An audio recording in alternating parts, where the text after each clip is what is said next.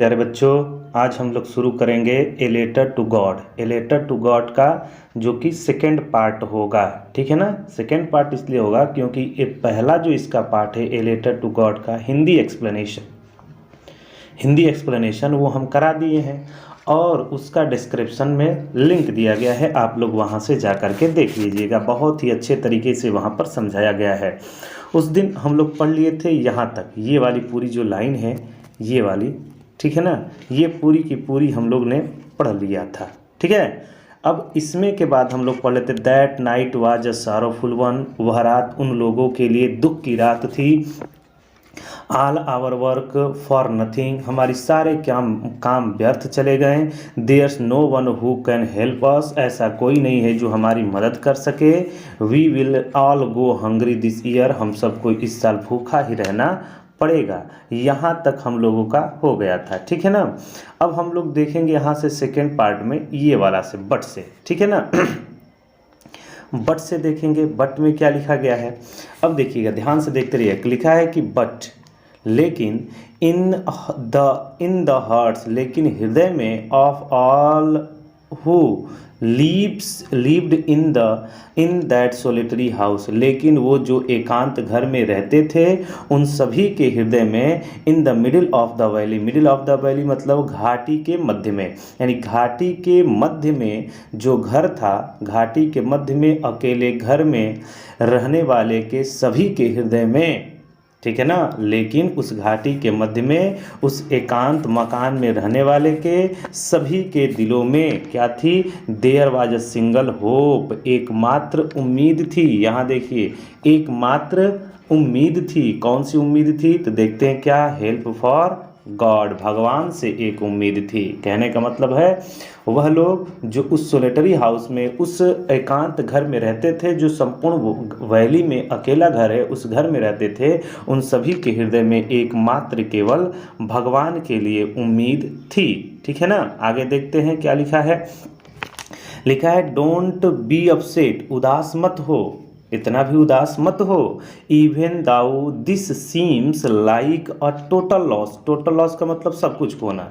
इतना उदास मत हो, यद्यपि एक संपूर्ण विनाश की भांति प्रतीत होता है। ऐसा लग रहा है कि पूरा का पूरा ही सब कुछ नष्ट हो गया है, उतना उदास हो रहे हो, ठीक है ना। इवन दाउ, यद्यपि, दिस सीम्स ऐसा प्रतीत होता है, लाइक की, लाइक मतलब की तरह से, ठीक है ना।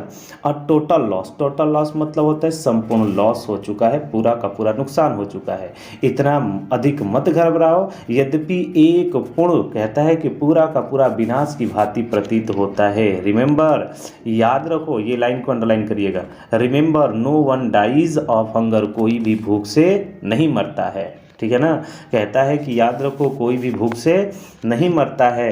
दैट्स वाट दे से, लोग यही बात कहते हैं। दैट्स वाट दे से, लोग यही बात कहते हैं। No one dies of hunger, कोई भी भूख से नहीं मरता है। लोगों का कहना यह है कि कोई भी भूख से नहीं मरता है। आगे देखते हैं, कोई भूख से नहीं मरता। ऑल थ्रू द नाइट, पूरी रात, लेंचो थॉट, लेंचो सोच रहा था। Only of his one hope, केवल अपने एक उम्मीद के बारे में सोच रहा था। पूरी रात लेंचो अपने केवल एक आशा के बारे में सोचता रहा। वो कौन सी आशा है, द हेल्प ऑफ गॉड, भगवान की मदद की उम्मीद के बारे में सोच रहा था। तो उसकी निगाहें, ये लिखा है ना, हुज आइज, एक मिनट, हुज आइज, उसकी निगाहें, as he had been instructed, instructed का मतलब क्या होता है, संकेत देना। उसकी निगाहें ये संकेत दे रही थी। सीज एवरीथिंग, सी एवरीथिंग, हर कुछ देख रही थी उसकी निगाहें। यहाँ तक कि even what is deep in one's conscience, conscience का मतलब क्या होता है, अच्छे बुरे की परख रखना। और उसकी निगाहें हर कुछ देख रही थी और अच्छे बुरे की परख कर रही थी। यानी कि अब एक उम्मीद था उसका भगवान से, बस और कुछ नहीं था। तो रात भर इसी के बारे में वो लेंचो सोच रहा था।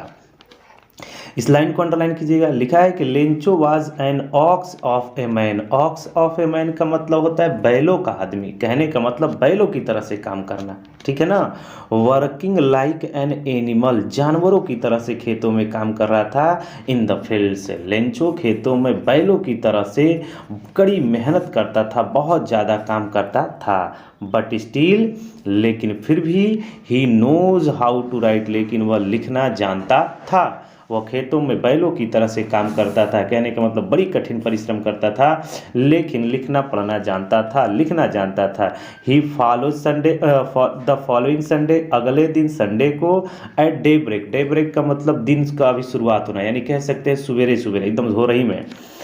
अगले दिन रविवार को सुबह ही सुबह, he began to write a letter, उसने एक पत्र लिखना शुरू किया, which he himself would carry to town, जिसे अपने खुद ही ले करके, कैरी मतलब होता है ले करके टाउन गया, शहर कस्बा गया, and place in the mail, और ले जा करके मेल बॉक्स में डाल दिया, ठीक है ना। अपने से ही कस्बा जाता है और ले जा करके वहाँ पर मेल बॉक्स में वो डाल देता है, ठीक है ना। आगे देखते हैं हम लोग।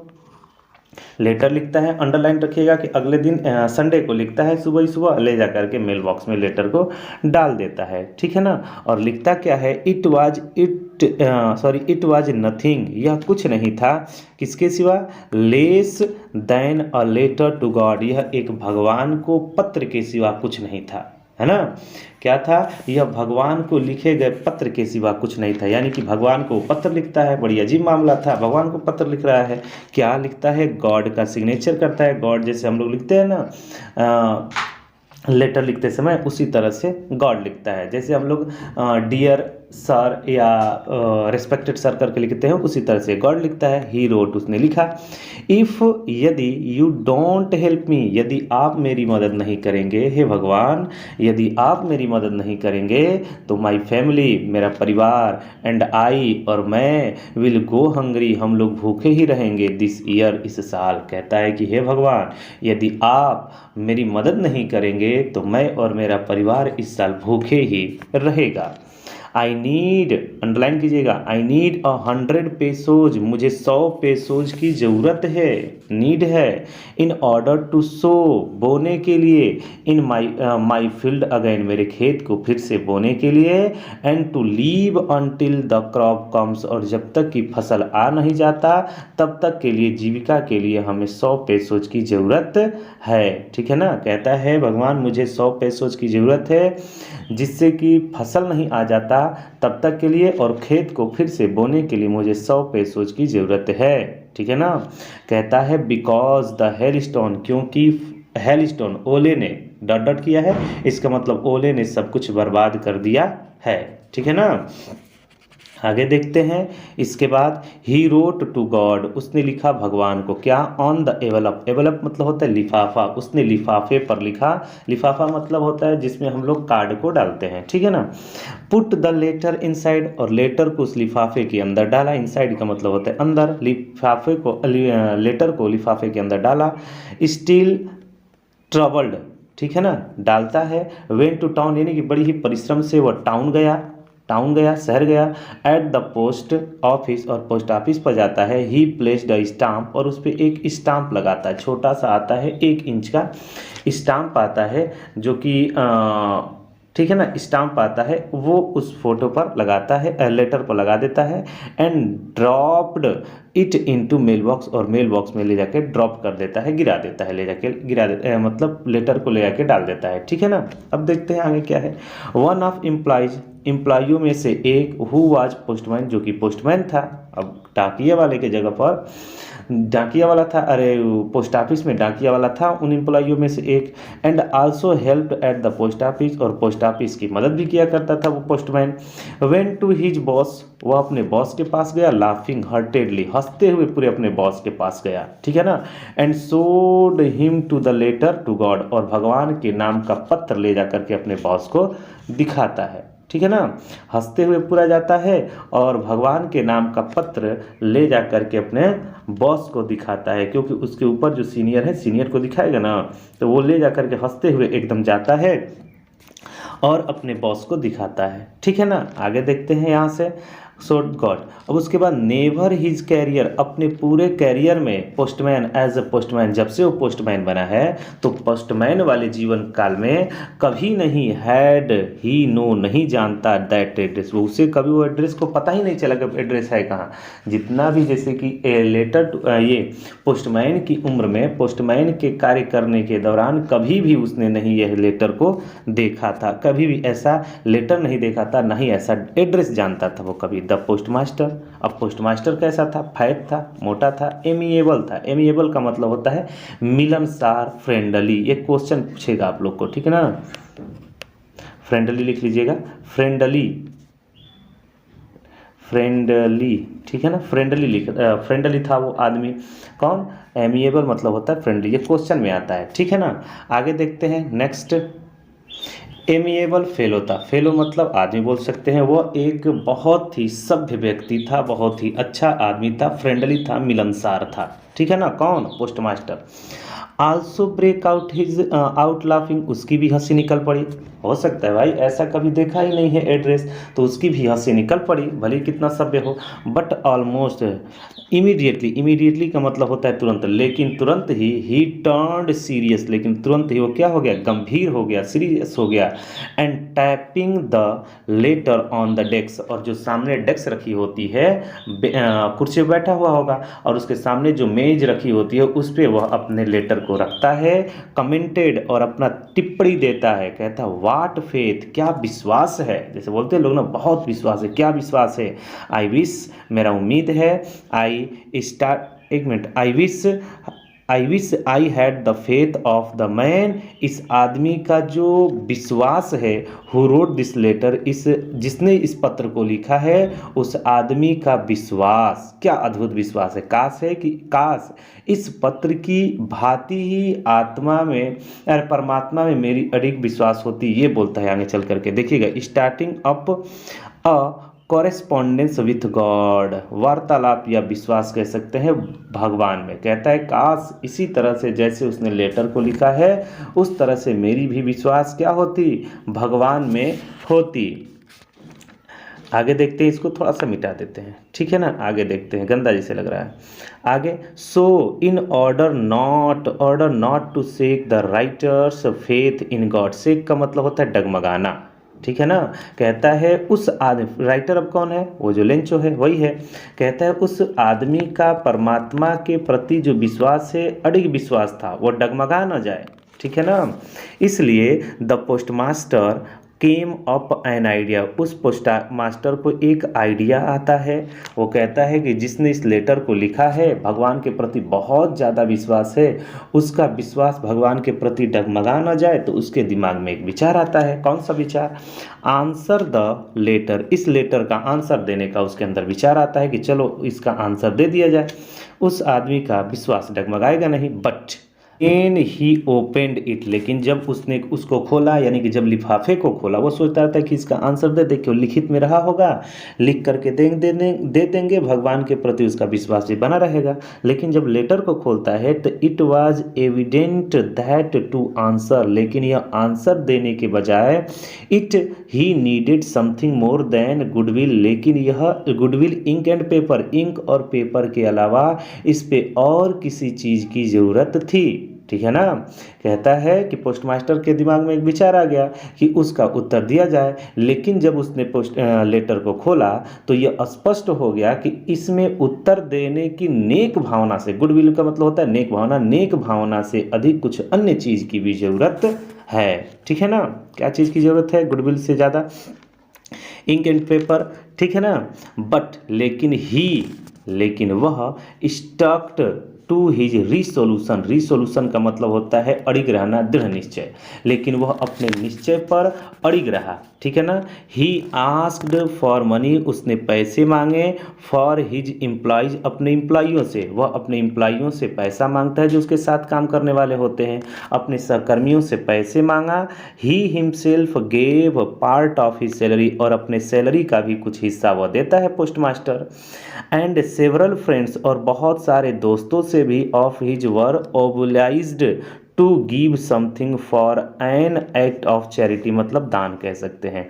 यानी कि वह अपने सैलरी से कुछ हिस्सा देता है और अपने जो साथ में कर्मचारी काम करने वाले होते हैं उन लोगों से कुछ पैसा मांगता है और अपने दोस्तों से भी पैसे मांगता है जो कि इस नेक दानशील में कार्य करने के लिए कुछ आतुक थे, ठीक है ना, काम करने वाले थे, चैरिटी के लिए वो मांगता है पैसा कि चलिए कम से कम दान का काम हो जाए। इट वॉज इम्पॉसिबल, इम्पॉसिबल का मतलब होता है असंभव, असंभव था क्या चीज़, फॉर हिम टूगेदर द 100 पेसोज, उसे 100 पेसोज इकट्ठा करना असंभव था। किसके लिए, पोस्ट मास्टर के लिए 100 पैसा इकट्ठा नहीं कर पाएगा। सो इसलिए he was able to send the farmer only a letter a little more than half, लेकिन आधे से अधिक पैसे भेजने में वह सफल रहा। 100 पैसे तो नहीं भेज सकता लेकिन आधे से अधिक पैसे भेजने में वह सफल रहा, मोर देन हाफ, ठीक है ना।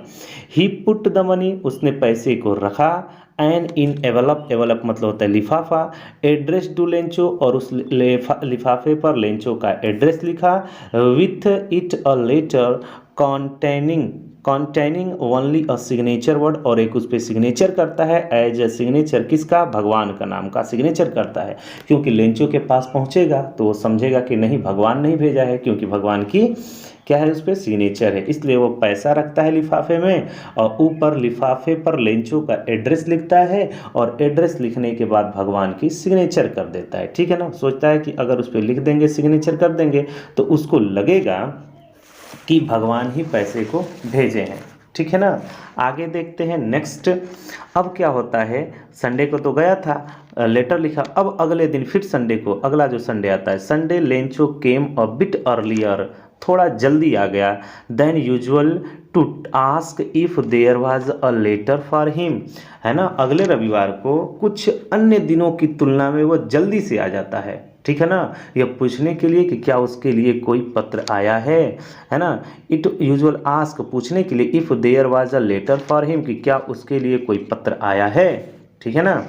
तो it was the postman, postman he himself, खुद जो ले करके निकाल करके जाता है, पोस्टमैन ही खुद, हु हैंडेड द लेटर, ले जा करके लेटर को दिया, टू हिम, लेंचो को, वाइल द पोस्टमास्टर, लेकिन जो पोस्टमास्टर था, जो पैसे को इकट्ठा किया था, जुगाड़ किया था, वो क्या करता है, एक्सपीरियंसिंग, अनुभव करता है, द कॉन्टेंटमेंट मतलब संतुष्टि का, of a man who has performed, जिसने कार्य किया था, अ गुड डीड, है ना, जो कि अच्छा कार्य किया था, वो उस अच्छे कार्य का अनुभव ले रहा था, थोड़ा सा संतुष्टि की भावना हो रही थी। जैसे हम लोग, आप लोग हैं तो कुछ दान के कार्य कर देते हैं तो मन को शांति मिलता है ना, उसी तरह से मन की शांति इसको मिलता है और यह देख रहा होता है कहाँ से, looked on from his office, और अपने ऑफिस में से ही वह व्यक्ति देख रहा होता है सारे कार्यों को, ठीक है ना। आगे देखते हैं, Lencho showed not a slight, underline कीजिएगा, Lencho showed not a slightest surprise on seeing the letter, letter money को देख करके लेंचो को थोड़ा भी आश्चर्य नहीं हुआ, ठीक है ना।